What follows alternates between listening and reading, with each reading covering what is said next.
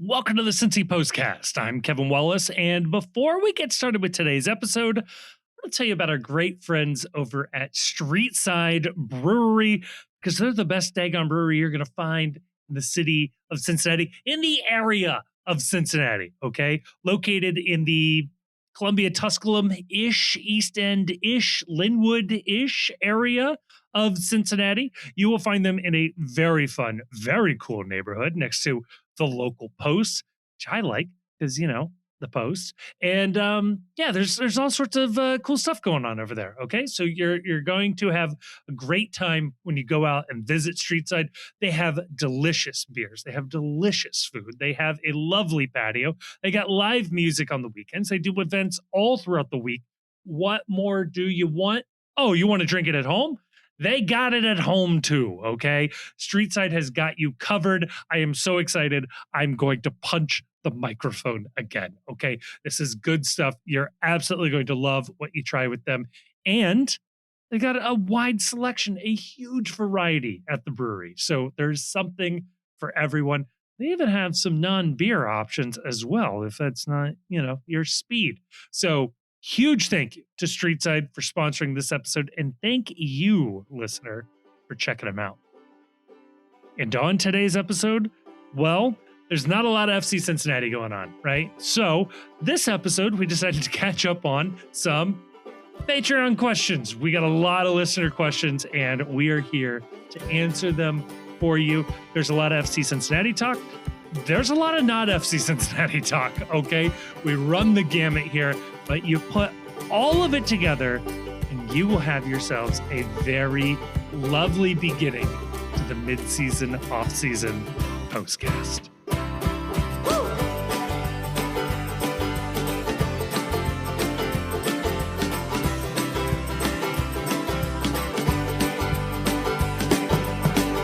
Joining me to talk about all of that and more, I am joined by two gentlemen who also needed to update the app before it started. I'm joined by the Chief, joined by Grayson as well. Chief, you were talking to me before we hit the record button. You had a proposal for society, and I got to be honest with you, I kind of like it.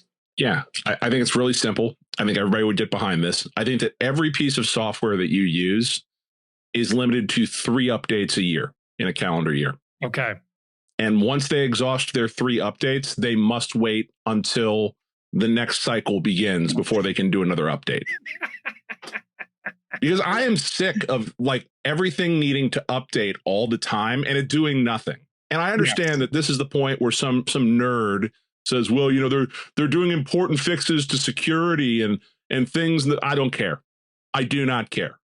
Get your work done.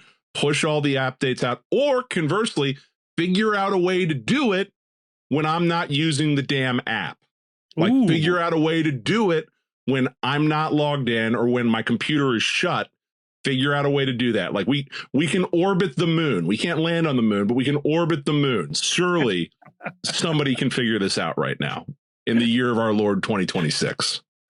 I will say with the Post, the 2 apps we use the most are Discord and Riverside. That's the recording platform we use, everybody. And these apps need updated. It feels like every single day. And Discord does this thing where it says downloading 1 of 9 updates. I'm sorry. What are you doing? Right. What is changing here? It hasn't looked different in 5 years. Right. Here's one. How about this? Pope Leo, you're fighting with the AI right now. We're anti-AI in the Catholic Church now. We started the Butlerian jihad. Let's do it. Let's go after updates next, right here. And the tyranny of the 30-second wait to perform some task because your stupid app has to update. Not to go full shill here, but MLS is on Apple. So I'll sing a praise of Apple here. Apple designed a very dumb design flaw into their phones, which is that all of the first party apps, the main core apps that you think of when you use your phone, Maps, Calculator, email, Safari, they are baked into the operating system.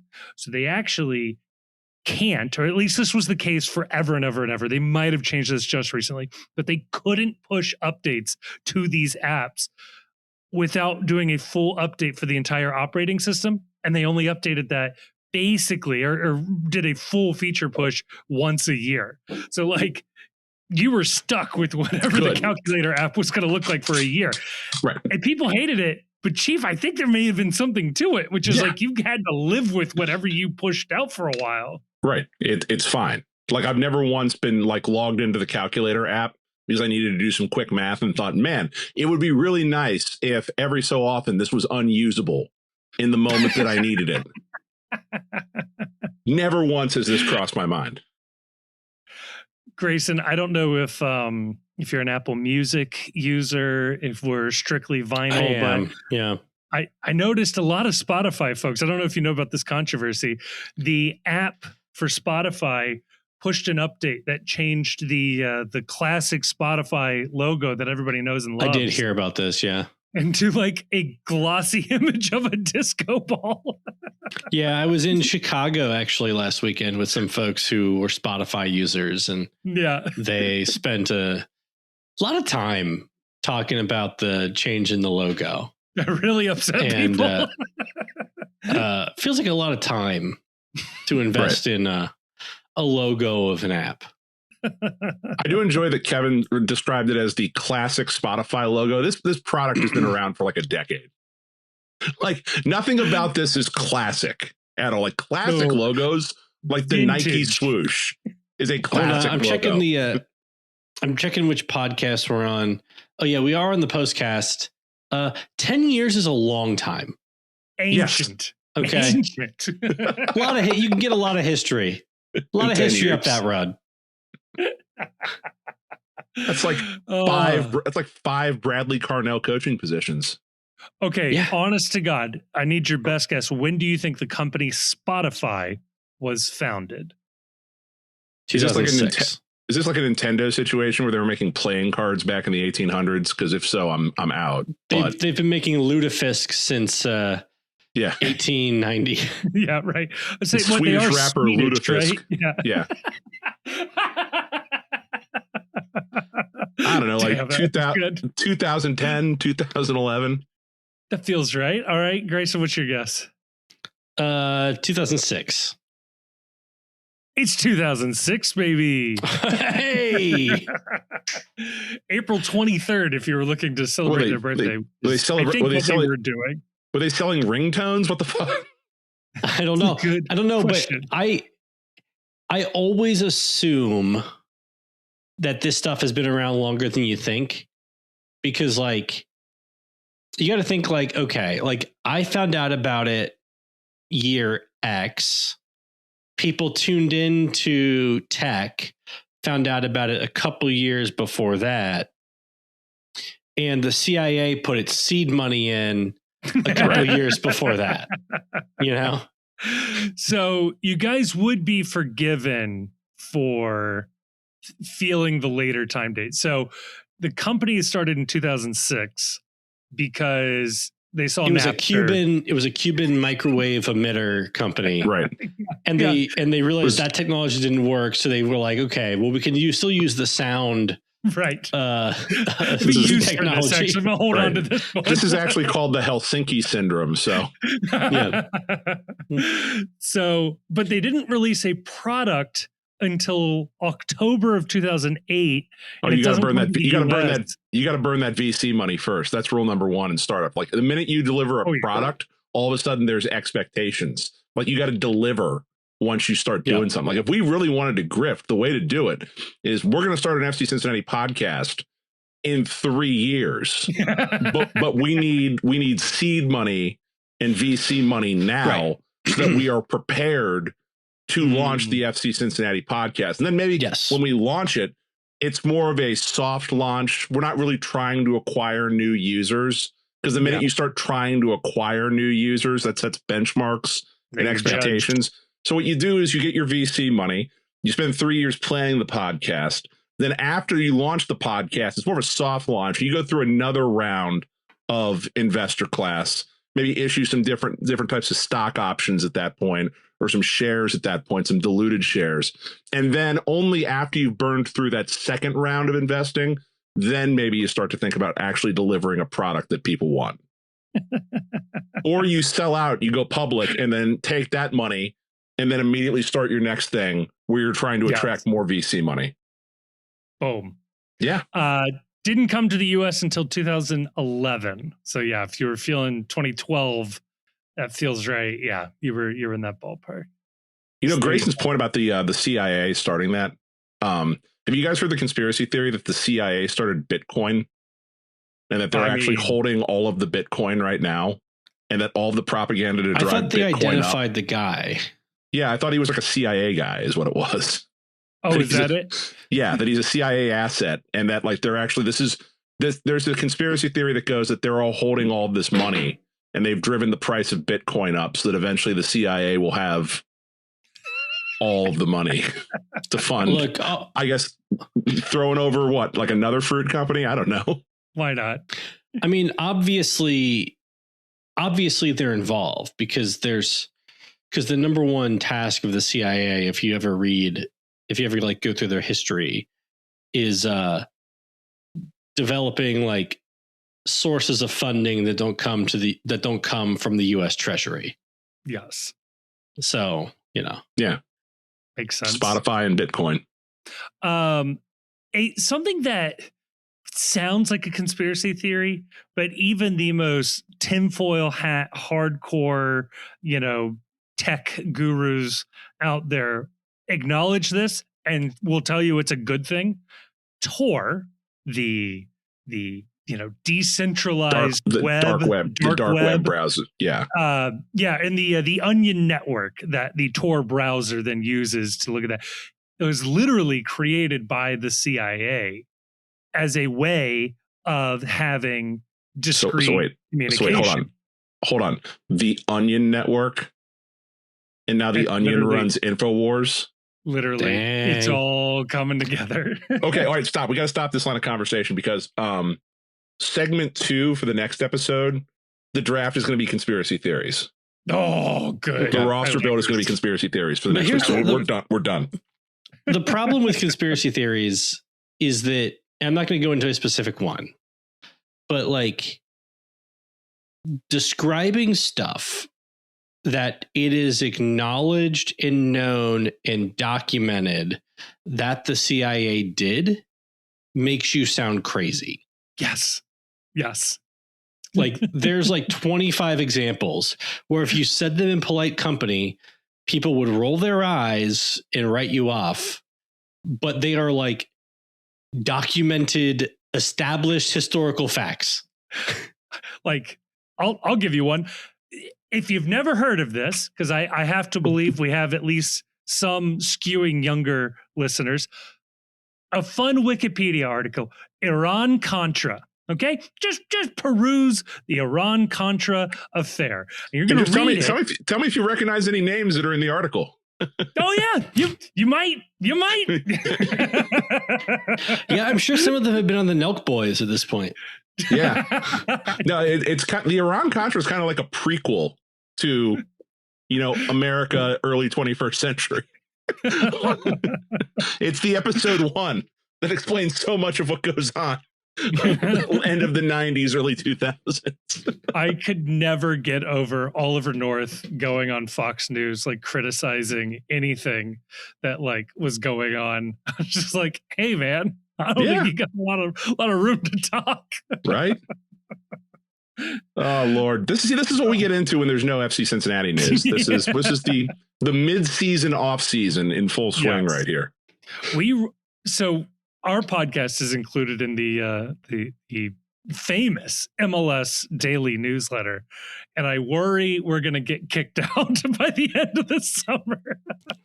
We're gonna really mess with it. Yo, this my girl Fawn Hall. Welcome to Flagrant. We got to stay topical. So maybe what we need to do is get in the SEO. So it's like, I don't know, All right, here's one. Stay topical right here. Okay, good. National sports podcast right here. Mhm. More flops in an average game, MLS or Oklahoma City Thunder? Oklahoma City Thunder should be teaching whatever their local MLS team is on how to draw fouls. Sporting Kansas City can take some lessons. I watched an OKC game with Andrew Wiebe, and he said that they just play good fundamental basketball. Right. Yeah, I watched the video today after the game the night before, where it was the video replay where it's like, that's not a foul for me right there. You can see at this point right here that he clearly comes into the landing area for SGA. Clear decision, not a pen. We agree with the referees right here. Man, it's bad. Like, everyone that says that's something where they need to put that on TV more often, in terms of like, it needs to be at the top of algorithms. It needs to go to Facebook, because the people who need to see this are on Facebook, specifically, not on any other social media platform. Where, and if I was FC Cincinnati, I'm sure you can't get the rights to do this, but I would post clips of Kevin Denke fighting through contact on a lot of these hold up plays, and then intersplice that with SGA flopping on every jump shot. Yeah, if you are near him on a jump shot, you get called for a foul. Yeah. If you're near him, how do the refs not know this? It's just one simple trick, man. There was a video going around of Kevin Garnett talking about like conversations he had with referees, and somebody had gone through and like interspliced like the plays he was talking about. And it's like, he was talking like very respectfully about the referees that he had during his career, and how they would like they would give it right back to you when you were like yelling at them and stuff. Yeah, they earn money on the game, so yeah, that's true. And I do, what's going on? Right. Like, well, they had a clip. There was a clip today on. I was at the only place I ever watch ESPN anymore is when I'm at the gym. Yes, and so I did manage to catch a little bit of PTI today, and they were showing clips of Bill Laimbeer getting punched in the face in the NBA Finals back in the 80s, where he was full on punched in the face, no foul called, and the quote from the ref was, "Get up."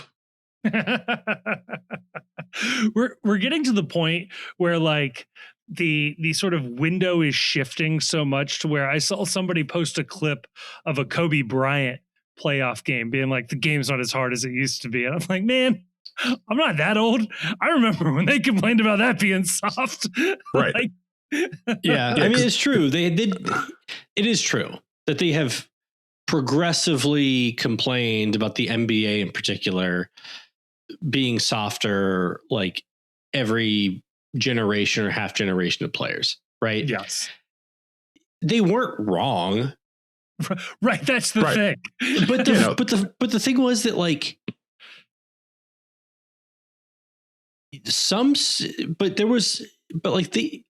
like Shaq, right? Yes. Late into the NBA being soft era, you could stab Shaq. Yeah. Like they would let you do whatever you wanted to that man. And then he would go and miss 2 free throws. Like, yeah. He would have to get, like, I remember when he was playing with the Heat, like well before he retired. I think it was that Dwayne Wade year they won the championship. In 2008, maybe. And it was like years before he retired. Like this is a long time ago. This is like he played for like 3 more teams. Yeah. After this. Celtics somewhere in there. The Suns. Yeah. Yeah. Yeah. The Cavs and the Suns and the Celtics, right? Yeah. And they were draining fluid from his leg after every single game because he was taking such a beating. And also, like, the popular discourse now is just like, oh, none of these people would be able to survive in the NBA today because the game is so much for fast pace. Yeah, it's fast paced because the entire league is jack a 3, long rebound, fast break, layup, jack a 3, long rebound, fast break, missed 3, long rebound, fast break. It's like, yeah, no wonder nobody has an Achilles tendon in this league anymore. Like, it's just it's like running ladders in practice back in the day, back and forth. Shaq would do really well in an NBA where they called fouls Yes. If he took Rick Barry's advice and started doing the underhand free throws. Oh, do you ever hear that story about Rick Barry? I think it's in like the Malcolm Gladwell book where like Rick Barry says he like took Shaq out one day and showed him like the underhand free throw, and Shaq just like drained a bunch in a row and then turned to him and was like, I can't do this in a game. Right? I can't do this on TV. Pardon My Take had a really great PFT from Pardon My Take had a great idea about that. That like what you really need to do is you just need to rebrand the underhand free throw. That it's not the granny shot, it's the pimp grip. So as long as it has like a cool sounding name, that you won't have a problem getting people to actually try it and use it in the game. But the fact that it's described as the granny shot makes it unpalatable for any number of people that might otherwise stand to benefit from an underhanded free throw. Yeah. What's the equivalent of the granny shot for a PK? Is that just the Panenka? No, the equivalent of the granny shot in a PK is taking a very normal run up at the ball without any stutter steps or stopping or whatever, and just drilling it into the side netting. Yes. So it's the average FC Cincinnati center back PK then? Yeah. A little bit. Oh, you said side netting, not get saved. My bad. The side netting. Yeah. Okay. Yeah. Like, it's got to work. Yes. Like it's like not trying to be flashy, not trying to trick anybody, just put them where they ain't. Yep. It's just the most dead basic, not going to win, any best in show awards, but always works. Because if you put it to the side, with pace, unsafeable. Yeah. Yeah. Keepers can't move that fast and they're not that long. Like it's very easy. They could solve this entire thing just by when the whistle blows, everybody can move. Like the people can charge in from like the 18-yard box. The goalkeeper can move at that point. Like you get a lot more people hustling on the PK if all of a sudden the fastest guy on the team, like Ender, was immediately running at the ball at that point. I do think the goalkeeper should be allowed to go wherever they want as soon as the whistle blows. Yeah, as soon as the whistle blows. Give them the 6-yard box, right? Let them go anywhere they want in the 6-yard box. Just let them go. What? Yeah, just let them go. Just let them just charge at the ball. Yeah. But we're only giving the kicker one touch, or they get as many touches. So they get one touch. Get one touch. Nice. The goalkeeper. You're never going to make a penalty. No. The kicker. Or Kevin, how about that? You're closer to the ball. The goalie's on the line. You have the whole goal from the spot. You're taking away the run up basically for the kicker. Yeah, he should be able to make that. I'm just saying the goalie doesn't. The goalie shouldn't have to wait until the ball is touched to come off his line. I agree with that. What if the keeper's allowed to move when the kick taker starts to move? I'm fine with that too. Sure, that's fine. Okay. Yeah. What about this? What if when during a PK, since all the other players have to be out of the box, right? So it's kind of a special situation. What if there is no suspensions or reviews for anything that is said between the two people in that moment? Oh. So like the most heinous shit imaginable. No, that Chief, this is a bad idea. No, it's anything goes. If the guy taking the kick wants to say something to the keeper, if the keeper wants to say something to the guy, it would be kind of like the psych out in basketball a little bit. Can we mic them? This is the producers asking. Can we mic them? So what about this? What about this as a tweak? Okay, you can say whatever you want during a game at any point in time. But if it gets picked up in any way, it gets blasted on Twitter. I'm all right with that. So we will let the public decide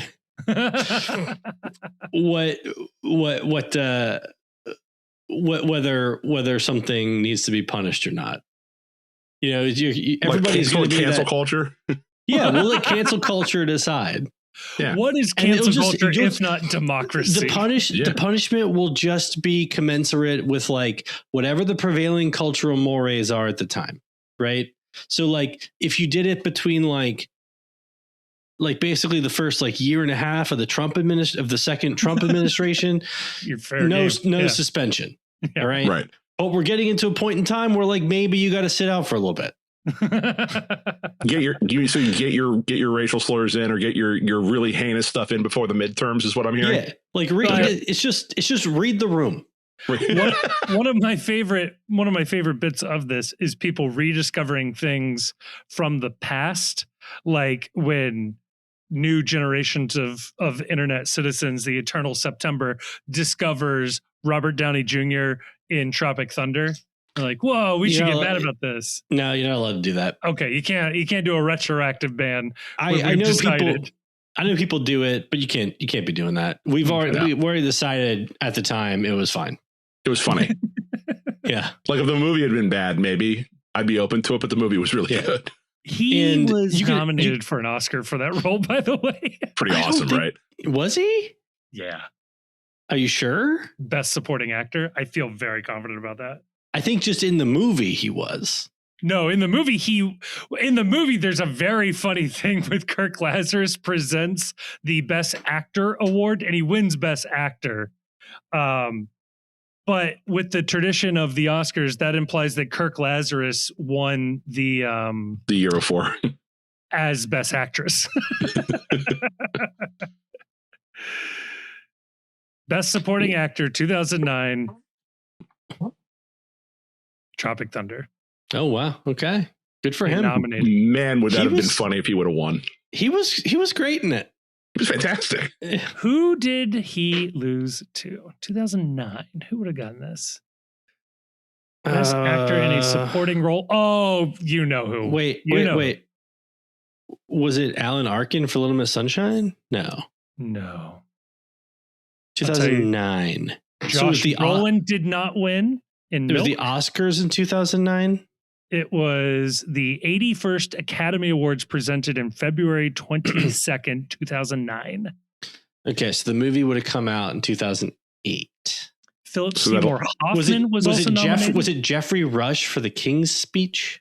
Was not. No. What did you say? 2008. Okay, yeah. So if it's 2008, that eliminates Hayden Christensen for episode 3. It does, unfortunately. Yeah, I know. Would have been my guess otherwise. I'll give it away with this hint. He won this award posthumously. Oh, it was Heath Ledger, right? Dark Knight. Yeah. Okay. Oh, yeah, that came out that year. Yeah, it's going to be a tough one to top. Yeah. Yeah. Well, you know. Oh, God. Well, enough screwing around. Should we get into some Patreon questions? Let's do it. Let's get into some. Today's episode of the Cincy Postcast is also brought to you by E&L Roofing. Look, I get it. Hearing the words new roof can cause your stress levels to elevate. But when you need a new roof, the folks at E&L Roofing can help make that process easier. Since 2009, they've been serving the greater Cincinnati area and helping to keep everyone safe, dry, and covered, no matter what life brings you. It's springtime storm season, and it's a great time to get your roof checked out. Me, I had the folks from E&L out at my place recently for some work. Honestly, could not have been happier with the result. It caused my mother-in-law to say, picked out a nice color on that. You know what? It's a win in my book. Plus, if you need siding and gutter work done, they've got you covered there too. And as a special value for our listeners, mention the Cincy Postcast when scheduling your inspection for up to 20% off a replacement roof, replacement siding, or replacement gutters. You can find them on the web and schedule your free inspection at elroofing.com or L Roofing if you're listening to this on Cinco de Mayo. elroofing.com. E&L Roofing, keeping you covered, even if the back three for FC Cincinnati doesn't always. Look, the fine folks on the Patreon, our patrons, keep this pirate radio station afloat off the coast, just into international waters. So the man can't shut us down. And we would not be able to do this without their support. You can go to Patreon. There's a link in the show description. You can use Google. I believe in you. Or maybe you can't Google anymore. DuckDuckGo, I guess, is maybe the best way to find things these days. But yeah, there's also links to it on our website. But you can give us money there. If you join at the higher tier, you will be able to join us on Friday at what time, Chief? Do we set that time? We didn't. You're setting it right now. 4? 4 o'clock. You can join us online for the Postcast happy hour. Grayson, will you be there at 4 o'clock on Friday for the happy hour? Maybe. Oh, good. I mean, what better invitation do you need? Honestly, that's better than I thought we were going to get right there. I thought for sure it was going to be a hard no. So this will be fun. But yeah, you'll be able to join us. If you can't join us, totally fine. We'll record it and we'll post it on Patreon. So you will always have access to it. Kind of like a bonus episode there for you. But for anybody who gives us a little bit of money, you get to ask us a question. And in May, it was a game every 3 days. We didn't get a chance to answer any of them. So let's answer all of them. Cool. So here we go. Chef Classified asks, may the 4th be with you. No, there we go. A little out of date. And with your spirit. And also with you. If you had to build a classic Pat Noonan 3-4-1-2 starting 11 of Star Wars characters, who would play where? Now, I like this addendum. Max 3 Force users. Those are your DPs. Kind of makes sense. That makes sense. Yeah. Let's build one. All right. Okay, so you're 3 DP Force users. I guess we're this isn't light side or dark side dependent. We can just go with whoever we want. We're gonna go with wherever we want. Okay, so you gotta go. Your 3 Force users have to be Luke, the Emperor. Are we doing expanded universe or just films? Let's just do films and TV shows. That'll get weird otherwise. Yeah. Luke, the Emperor, and Vader as your 3 Force users. I think Vader has center back energy. Yes. Luke has wingback energy, I think. And then the Emperor, deep lying playmaker. I mean, come on. Yeah, obviously, like he's pulling the strings in the middle of the field right there. Yeah. He's the 10, I think, of all this. Okay. But how is Darth Maul not your 10? Because he loses in a straight fight to all 3 of those. But he's dudes. playing 2 guys, right? He's like trying to beat 2 men, and he still beats one. Yeah, it would have been very dangerous one-on-one. So who are you taking off the field? You taking off the Emperor, Luke, or Vader?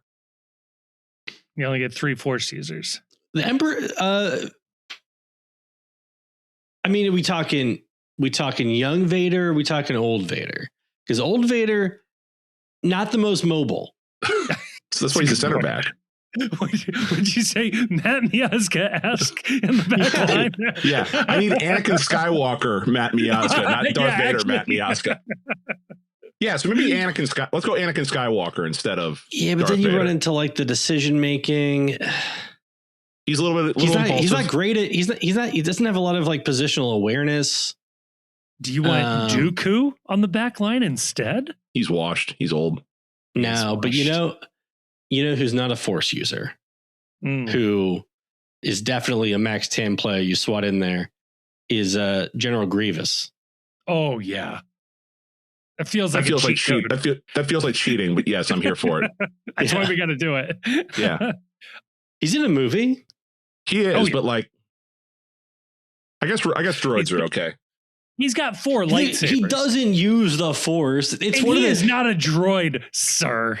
No, it's a huge plot hole in that movie that like he's not easily able to be taken down by anyone that uses the Force.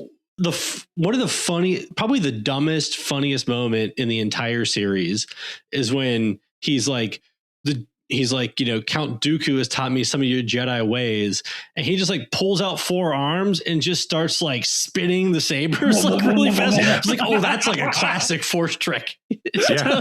Dooku's always doing this. We're seeing Jedis do that all the time. It's awesome. He actually learned it from watching The Black Hole, but no one would have gotten that reference. It is what they do in The Black Hole. It is. I've got our goalkeeper, and I don't think this will be controversial at all. Rata Hutt. Okay. Oh, the one that's fighting in the Mandalorian and Grogu trailer. Look, Yeah, you sure. give me Jabba the he's Hutt, but muscular and mobile, and I am all over that for my keeper. I mean, he doesn't have a lot of net to cover with that size. How's his distribution? Not He doesn't great. have feet. But hey, we value shot stopping here, okay? We'll let the Force users pick the ball up literally off of the slime that is attached to his body. Non-Force users that have to be in your lineup, you got to have Chewbacca in there. Chewbacca, Cassian Andor in there. Cassian Andor, definitely Cassian Andor. Han Solo? Yeah. Feels like a poor man's Cassian Andor, to be honest. It's actually a good call. Yeah. Do we... Mandalorian? Are we putting in the Mandalorian somewhere? I mean, young Boba. He's kind of a poor man. He's kind of a poor man's Boba Fett, if we're being honest. Yeah, so you got to put in Boba Fett. Jango Fett, like outside wingbacks. Django dies like a punk. Like he really, I think he's the worst of them all. If you get Django, do you then get every stormtrooper? Clone trooper, not stormtrooper. Yeah, that's a lack of ball knowledge right there.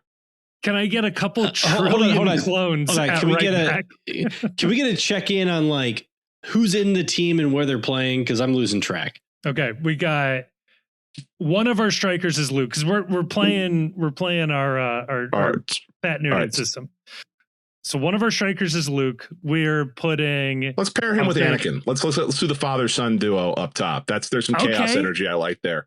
Little Griffey Jr., Griffey Senior action. Yeah, I like that a lot. And then you know what? Grayson's right. Let's put Darth Maul at the 10. Athletic, little chaos energy, little Lucho energy. Little Lucho energy there. Yeah, no, I agree. Yeah, let's go with the awful CGI Hutt character in goal. I like that.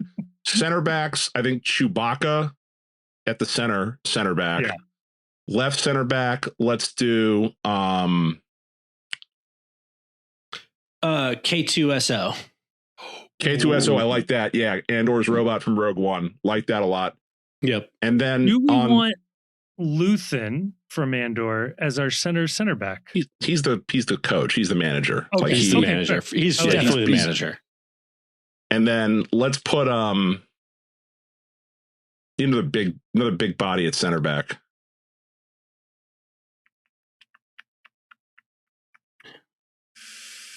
The ice monster from Empire Strikes Back. Kind of a tough control. Like, does he understand how to play? Kind of a mascara type. A little bit. It feels problematic. Man's a walking red card. No, here I got your center back is Bosk, my favorite. Oh, the bounty hunter. Yeah, the lizard bounty hunter. No, you said you were looking at right center back, right? Yeah, right center back. Chewbacca's in the center, obviously. Chewbacca's in the center. So we'll put Bosk on the right center back then. Left wing back.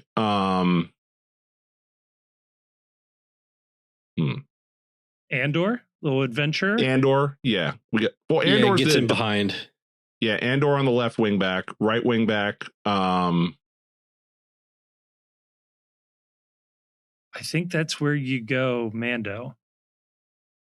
You go Mandalorian on the right.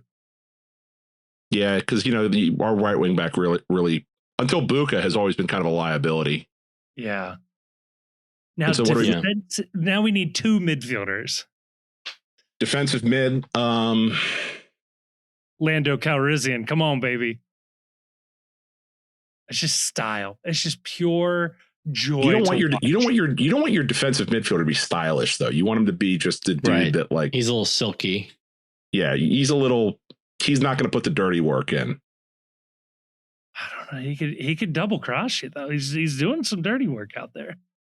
I mean, it feels like a Qui-Gon. No, we've already got Force users. We're out of Force users. Crap.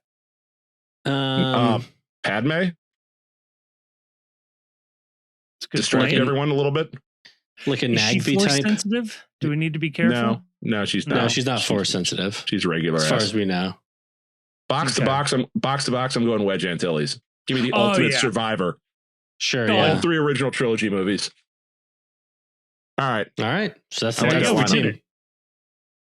Well, that was one question. That's a lot of question. Red Lee asks, now that playing players out of position is back in style, oh God, we're doing it again. What is the best FCC starting 11 where every player is playing out of position? This is fun. All time or this year? Let's just play this year. Let's just rearrange the deck chairs on the Titanic. Just the current team. What's the best starting 11 we can make playing everybody out of position, quote unquote? Well, Buka wingback. Buka wingback. GD center back. Yeah. Mobadem as second striker. Does Kyle Smith at center back count out of position? I don't think that counts. Okay. At center back, yeah, because he's a wing back, right? He's a center back and a wing back. Okay, fine. Okay, Anunga at wing back. Anunga at wing back? No. Sorry, center back. Okay, yeah. Obi at center back? Well, do you want Kenji? Is Kenji's position striker or wing back? I thought he was wing back, so I'm putting him as striker. Okay, so Kenji at striker. I mean, Denki at center back then. Miazga is second striker. Hold up play. Aerial threat. Miles, not Haglund? Miles at Miles at defensive mid. Yes. Dotto next to him. Or is Dotto the 10? Because he's definitely not a 10. No, Evander at left wing back. Oh, yeah. That's Denke good. at 10. Okay. And Haglund in goal. Yuya Kubo in goal. He's not on the team. I know. Spiritually, he's on the team. I think that did, Grayson. I think he got there. Moomba says, during the summer off season, will you do another round of 2 Truths and a Lie? Yes. Cool. No. Maybe. Now Chief say maybe. One of these is a truth. Inherently, one of these is a lie. Inherently, 2 of them are true and one's a lie. Boom, done. Moomba, consider it on the agenda, but not today. Sean Pace asks, much of the discussion this season has been about the use of a third designated player spot on the center back. We haven't talked about that at all. Yeah, in a hypothetical where Robinson left and we brought back Brenner, do you think the offense would be better or worse? And would the defense be better or worse than we've seen? I don't think the defense would be better. I think the offense would be about the same. I think the difference is that they would have won more games earlier in the year. So a couple of those games where they were 0-0, 1-0, like a couple of those really early results where it was like, this team is dire. I think they probably get off to a little bit of a faster start with Brenner in the offense. Because if you're bringing Brenner back, there's a bunch of knock-on effects to that too. If you bring Brenner back, you probably don't pick up Ayub Jabari's option then at that point, because you have your other striker in there, which means that money gets spent someplace else. I think they're probably a little better on record, but I have a hard time believing the offense would be better, given that they are the second best offense in MLS, and they were not that even when they had Brenner last year. Let me throw another hypothetical at you. Did Brenner have a green card? I don't think so. I think he was an international. I'm going to say no. So I think in this version, that actually means Kenji Bomadem is not on the team. You wouldn't have Jabari. Chief just said Jabari's off. So Jabari doesn't have a green card either. So Jabari being off would mean that they're compliant then. Damn. So yeah, it's just tough to think that this offense would be better. Even if Brenner the offense is good, and maybe but the offense wasn't better. The second best. The offense wasn't the second best offense in the league last year, and it had Denke and Evander, right? Yeah. So like maybe it would be better. They just would have had more time with each other, and unless you think that like the addition of Tom Barlow is what made it done. I mean, I actually do think that. I'm in. My man's got added plenty of goals. 5 goals. Yeah. I also would wonder if they would feel the need to say excuse Dom Kinnear and bring in Utley if Brenner's on the team, if they feel like that solved the problem. Here's a question for the group though, that I think is implied by this. And we don't have to spend a ton of time on it, but like, if Miles Robinson is either not on the team or not a DP,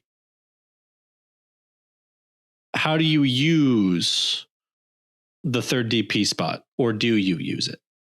Well, I would assume that Brenner would have been the third DP in that situation, right?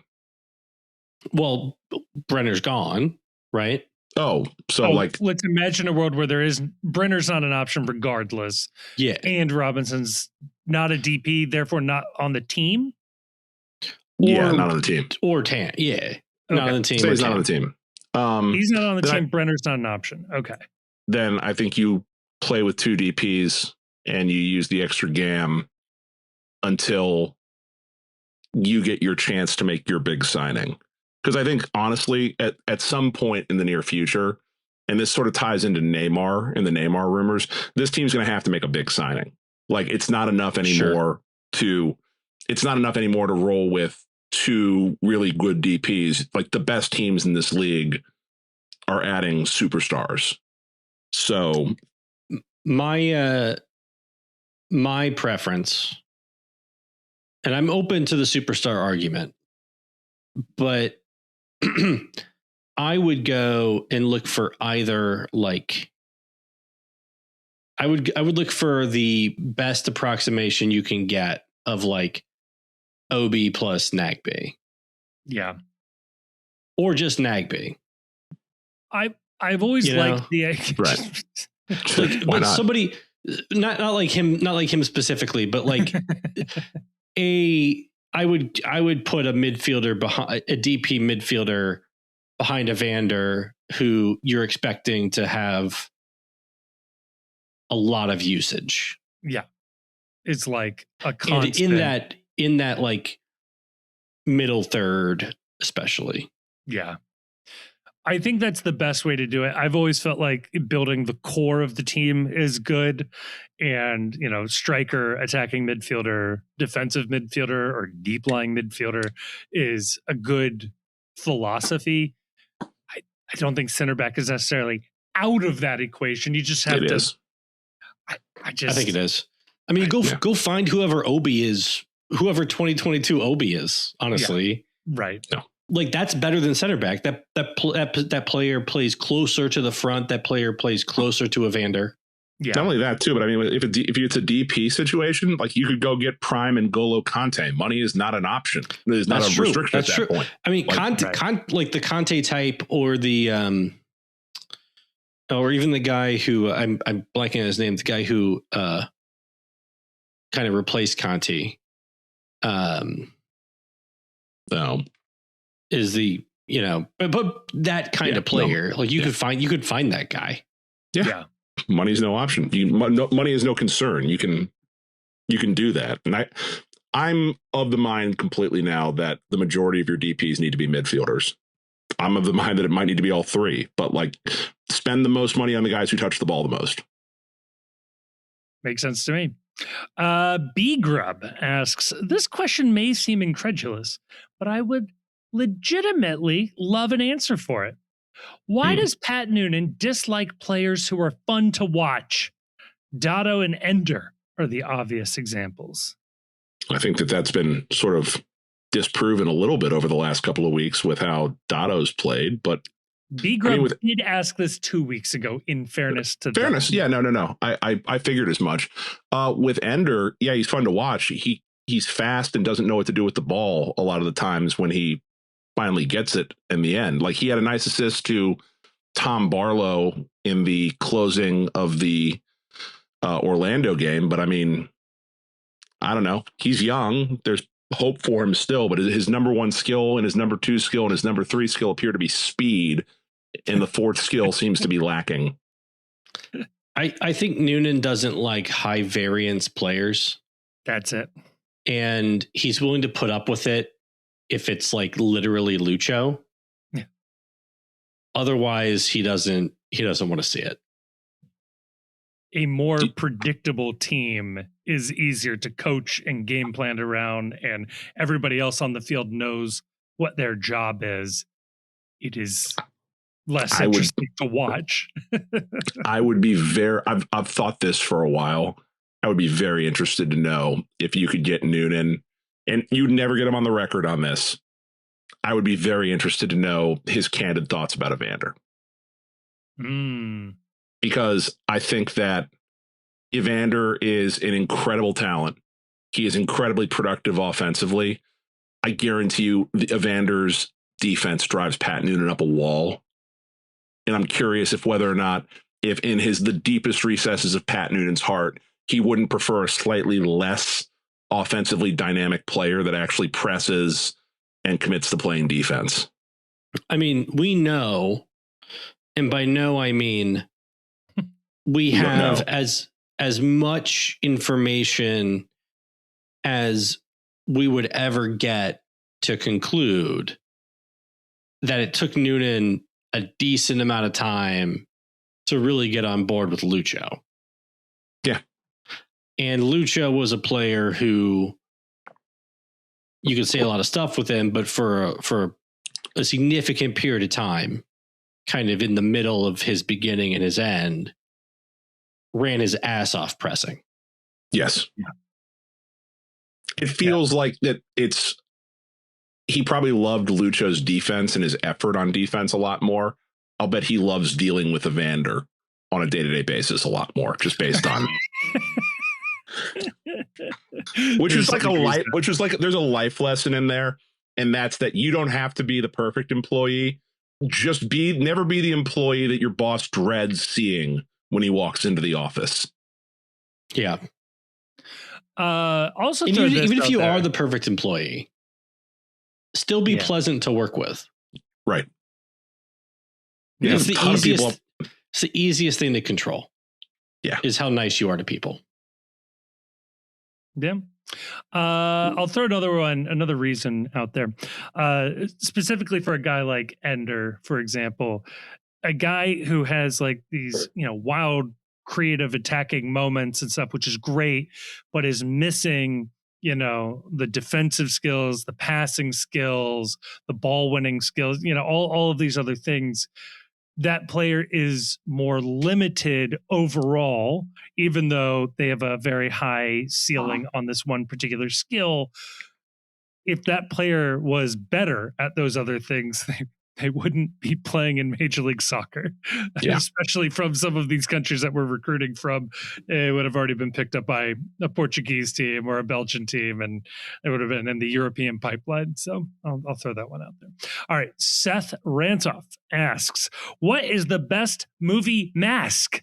The Mask, the Bug Guy in Men in Black, Nick Cage in Face Off, John Travolta in Face Off, Mrs. Doubtfire, Tom Cruise as John Voight in Mission Impossible. Point of order, Face Off, not masks. Not masks. They were storyline masks, but they're not actually wearing masks of each other's faces.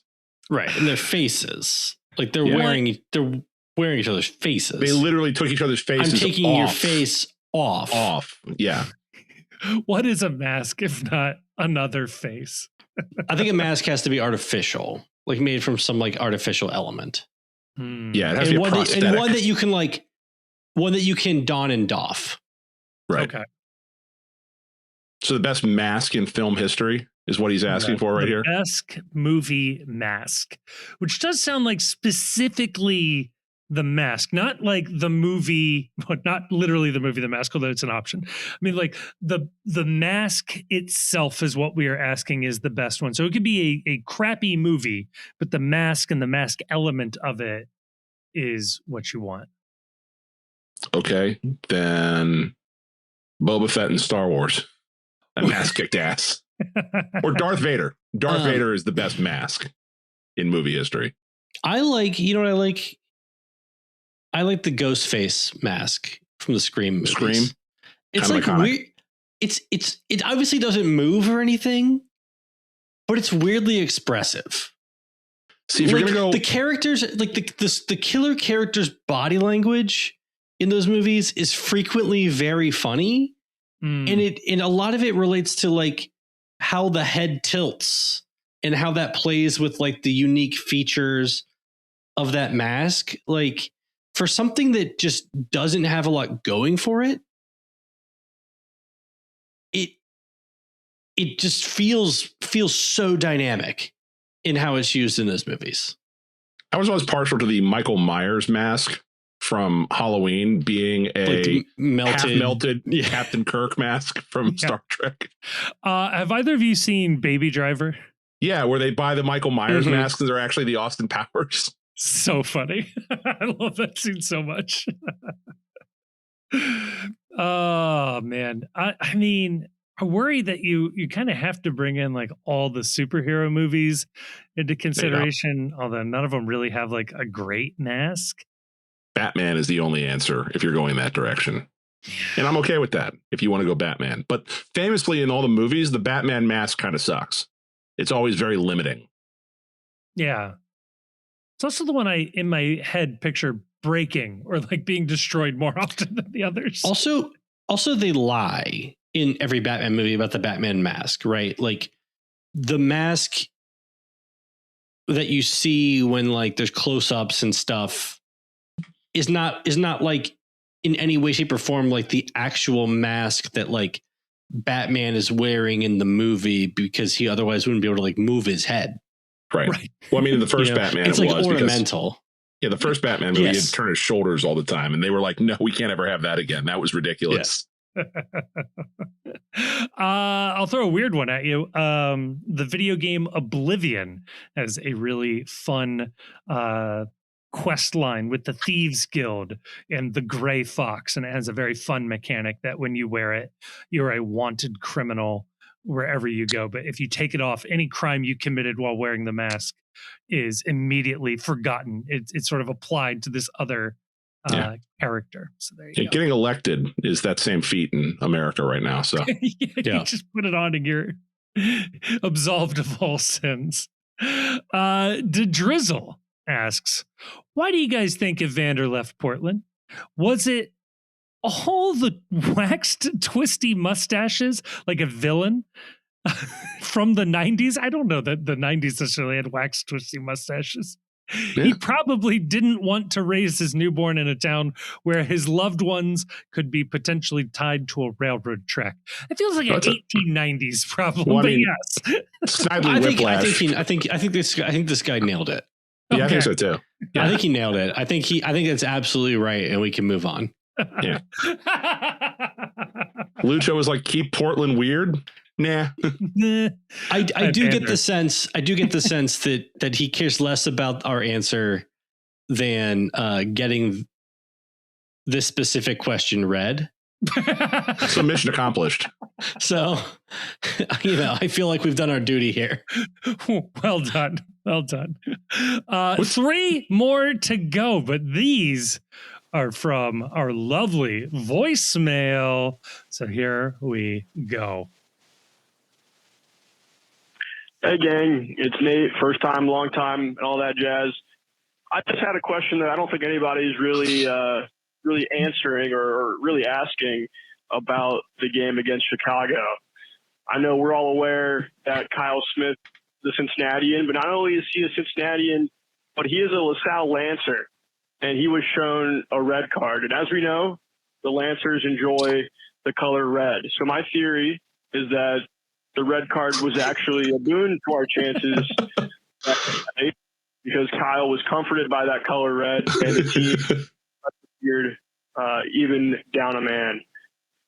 Great shout for Kyle. Great effort from the boys and the lads. Really appreciate all the work that y'all do. Keep it up. So by this theory, if they would have shown Kyle, if they would have shown Kyle a purple card, would he have like really gotten incensed? Yes.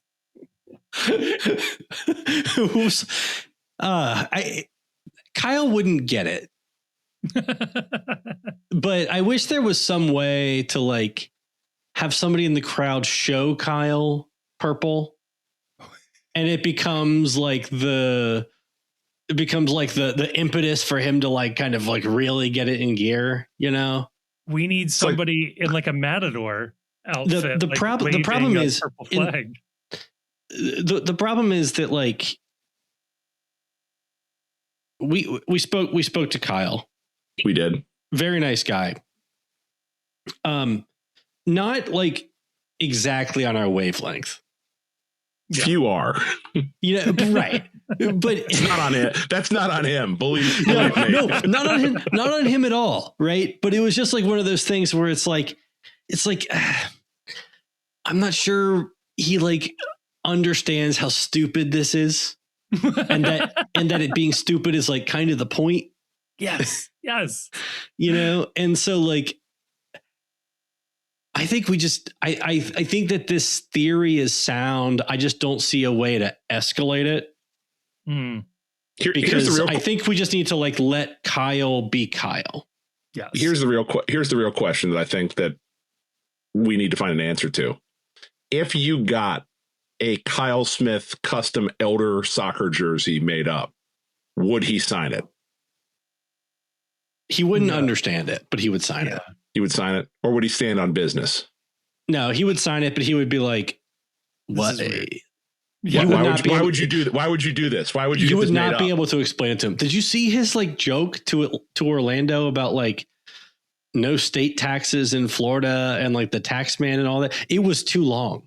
Kyle, see this. Kyle, these are too many words. I'll read it to you. Hold on. Please. I missed this. So I don't know, play the Jeopardy music or something. The on hold music, which we definitely need. Because I don't have it like ready. And also might not exist. Also, it's like a good time to tell you, Chief, that we have audio drops now in Riverside. Oh no. Do we have that on hold music that every Cisco answering system used to have back in the day? I can upload it, but I have this for us.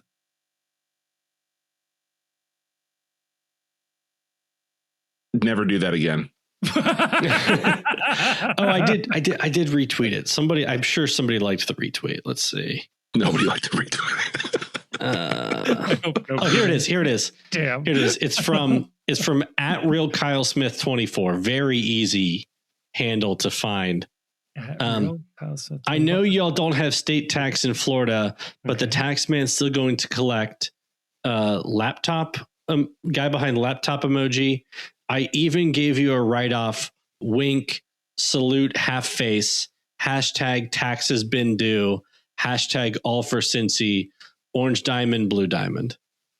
I love it. It's a great joke. Name the tax man. He was an accountant. Oh, yeah. He's the tax man. Yes, he was an accountant. He's the tax man. Yes. He said the tax man's still going to collect. And by the way, it says, but the tax man's still going to collect the B and but, the T and the T and tax, the T and man are all capitalized, which means that his nickname is not tax man. It's the tax man. The tax man. So after Teenage and Abby leaves the team, we still have a T time we can use for the tax man. We got a double T. Yeah. We got a TTM. Now, see what I really need now is do you remember those? Like a JTM. Do you remember when Jonah did this back in the day where he was making the 1990s style posters? Yes. Like those posters you could buy that were on the metal things at like a Target, where it would be a picture of like Michael Jordan. It would like have his airness on it, or the one like the microwave or the helicopter or whatever. I need a Kyle Smith hype poster that just says the tax man on it. But he's doing taxes on a laptop in full kit. Right. Or like he's holding a bag of money in visor. Right. He's coming to audit you, baby. Audits due. All right. Great signing. Yeah. Yeah. Oh, yeah. Fantastic addition to the roster. All right. We got next one here. This is In and Out Noonan. And I want to know, if you had a 3D printer, what was the first thing you'd print with? All right. Excuse me. What would you print first? That's two questions. What would I print with? The 3D printer. Yeah, whatever is in there. Yeah. What do they call it? Filament. The filament is what you use. I don't know. I like the idea of a 3D printer, and then I think like, what would I print? And I think nothing I need. Absolutely nothing I need. This is not the art that I make. This is not my medium. I don't have an answer for this. I don't even know what you can make. Like I feel like every time I see something that's printed by a 3D printer, it feels like that seems like a lot of time. Oh, it takes like I would print a mask. I'd print a mask because nobody ever cared what I said until I put on the mask. That's a good answer. I feel like everybody prints like a phone stand. So there you go. A phone stand would be nice. Post-themed phone stand. Oh, now we're talking. Now I would print a thing that fits in the cup holder that could keep my phone actually up and visible so that I can see my Twitter timeline as I'm watching the game. Wait, hang on. Wait, what? I was imagining a car. Hang on. Car, yeah. Well, that too. Yeah. I think in the stadium, that's actually a great idea, Chief. Yeah. I'm down to one eye. I can't take that off the road. So all right. Last voicemail here. Hey fellas, Postman here. Just got home after beating the brakes off of Orlando. Hell yeah. So I apologize for my voice. Never. Did you run home? If you need me to call back or text this or email this in, I completely understand. Nope. So midweek show, Chief called this game a free hit. And, we put 6 past a historically bad defense. But as we all know, the postcast runs on vibes. True. So I've got to know, what are the vibes amongst the three of you? Thanks. Enjoy your World Cup break. Great final question. I mean, amongst the three of us, the vibes are actually quite bad. Yeah. Yeah. It's been dicey for a we've got some stuff going on between us that I'm not going to go into at the moment. I was worried you're going to bring this up. Yeah. But stay tuned, I guess. Or you won't be able to. Either one. Every week is this the episode Grayson finally calls it quits?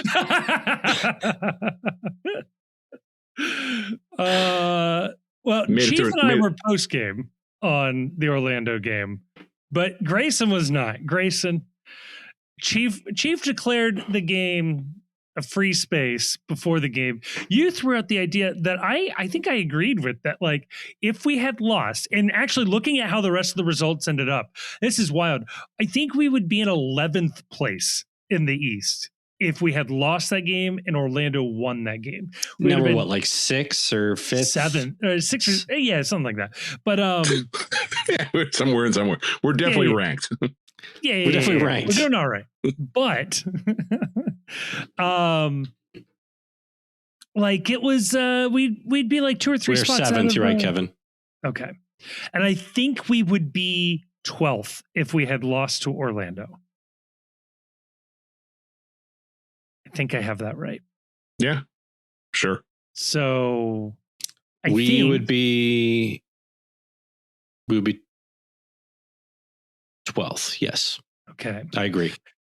So if we were sitting in 12th place for 2 months, I think Noonan comes back, but I think they ask themselves the question. And we might be 13th tied. Might be 11th. Well, because Orlando would move up to tie with us, but they would beat us on wins. Montreal would have worse goal differential. But how many? Toronto would have fewer wins. Well, if we lost, our goal differential would be awful because we picked up a +4 to our goal differential. You're right. So we'd have at least 5 worse. We'd still have a better goal differential than Montreal.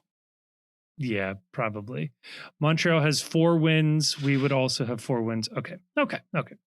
So we would have been 11th, but 11th on a tiebreaker.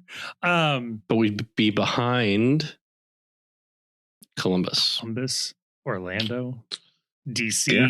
Embarrassing teams to be behind. Indeed. Only Montreal, Toronto, Atlanta, and Philly behind us. I don't know, but I don't know. Grayson, what are your vibes on after Orlando though? I mean, awesome, right? Like, how do you complain, right? Like the offense has looked really good of late, and they finally had a like full out showing where they piled it on more than they needed to. Now there's the caveat to that is like they went down initially, right? Right. Yeah. And then they let Orlando come back and tie it. But it's like a little bit of it's a little bit of a fluky penalty for the first goal. And then kind of a free kick that deflects a little bit. I don't know. It's hard to like, you can't really be sweating that. Like we've already kind of made peace with a lot of the flaws in the team. So like those kinds of things in the context of the full result, you're just looking for something to get mad about. Right. And that's never been what we're about on this show. I think that's literally the description of the show. Not once. So I feel great. They've scored more than anybody but Miami. Okay. And this is like all of our complaints were, why are you spending all this money on offensive talent and you're not scoring any goals? Right. Now the only player that scores more goals than them is like literally Lionel Messi. Yeah. Right. And so if you think that they're bothered that they've given up too many goals to start the year and that they're going to try to do something over the next 2 months to fix that, you have to feel good. Yeah. Right. Because literally any better than the worst you can be. This is kind of like the Bengals this year, right? It's like literally, if you get your defense to a point where it's any better than the worst it could possibly be, you're flying. Yeah. Also, it's so much easier to fix defense in this league than offense. I agree. I agree with that 100%. Offense, you have to spend a shitload of money and you've got to have open DP spots to fix your offense. Defense, don't need to do it. This hypothetical. If I could give you right now, this team would give up one goal and only one goal, no more than one goal. But they will give up one goal for every single game the rest of the year. They'll win MLS Cup. They'll win MLS Cup. Yes. Okay. That's what I figured. Yeah. Not even a question. They'll walk the MLS Cup. Do I think the team may lose? Do I think the team will lose like a game or a couple of games 1-0 the rest of the year? Sure. Yeah. But I'm with Chief. Like if you give up one, frankly, if you give up two, you're like, we got a shot. I got a lot of confidence in this team. Yeah. I got a lot of confidence in this offense. Like it has been frustrating with the amount of goals they've given up this year. But they got 2 months in a transfer window and the ability to buy out contracts. And according to Albright, they got plenty of game to bring people in. They clearly know it's not good enough. Like you can complain about moves they've made, which I would probably agree with you. Mm-hmm. But they might agree with you. I'm sure they would agree with you. But like, they're not dumb enough to think that like they don't need to fix the defense. Right. Yeah. And so like they're going to try to fix the defense and it can only go up. Right. It's so bad that just getting to mediocre with this offense and this team will have a lot to play for. And the other why you should feel optimistic about this team is that like short tournaments, goal scoring travels. Like you don't want to be grinding out tournament results 1-0 or like 1-1 and going to PKs. Like you think that this kind of offense isn't going to be a help in Leagues Cup. I mean, we've been looking for a team that can do this. If there was ever a season to get the defense horribly wrong the first 15 games, this one. This was the season. Yeah. They have essentially a full off season to fix it. Yeah. Yeah. The question marks around the GM before the season, unless you're like hipster Nate Gilman, the question marks around the GM before the season were all on, can he put together an offense? Yeah. Yes. Nobody questioned whether he could put together a defense. Maybe we should have been Nobody asking questioned. that, though. Maybe we should, but nobody questioned whether Pat Noonan could coach a defense. So, give them essentially a full off season to figure it out. I think they figure it out. Same. And if you think that, then the vibes have to be high. If they hadn't put together like such a sequence of like scoring so many goals in a row, I may feel different, but I had breakfast this morning, so I don't feel hungry. Yeah. What I like about this too is the timing of Leagues Cup as well. Is a little wonky where we get to jump in that first week of August. So you get like 3 games to kind of see where the team is, where they don't leave the state of Ohio. So you don't have to worry about the travel so much. And then we get a couple of games in Leagues Cup. Maybe we make a run at that. Maybe we don't. But it's just more time to bleed in the new guys and to fix their lid. I'm going to try that one out. And and then the regular season goes. So there you go. I think vibes high. Fun. Yeah. I think that's an off season. It's a mid-season off season episode of the postcast, gentlemen. Yeah, we'll debut a new segment next week. We got some stuff cooking on this. Gentlemen, I'm going to leave you with a piece of writing right now. I'm going to read this for you. Please. All right. Today we remember a legend. On this day in history, Harambe would have celebrated another birthday, an icon that became part of internet history, American culture, and an entire generation's timeline. Tomorrow marks 10 years since we lost him. 10 years since the moment the world stopped scrolling and collectively mourned something bigger than a meme.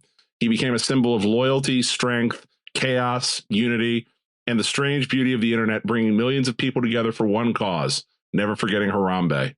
Everyone remembers where they were when they heard the news, and somehow a decade later, his legacy still lives on. Gone, but never forgotten. Rest easy to a true patriot. May 27th, 1999 to May 28th, 2016, forever in our hearts. That was written by the White House's official Twitter page on X, the everything app. It's all happening on X.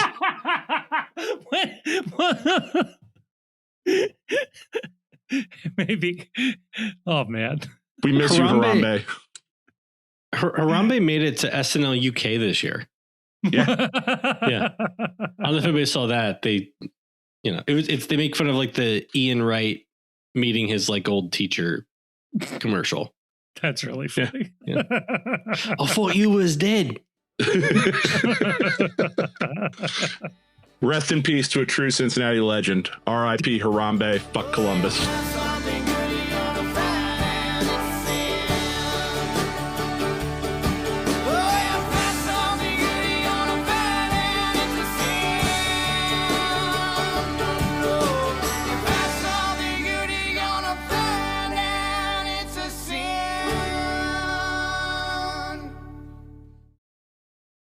The Cincy Postcast is a production of The Post Cincy.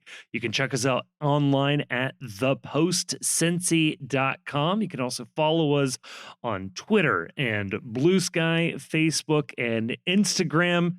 Twitter and Blue Sky, though, you'll find we're a little more active than the other places. We're also on YouTube, where you can listen to this episode if you aren't listening to it already. We are also putting up video content semi-regularly, including the Away Days series.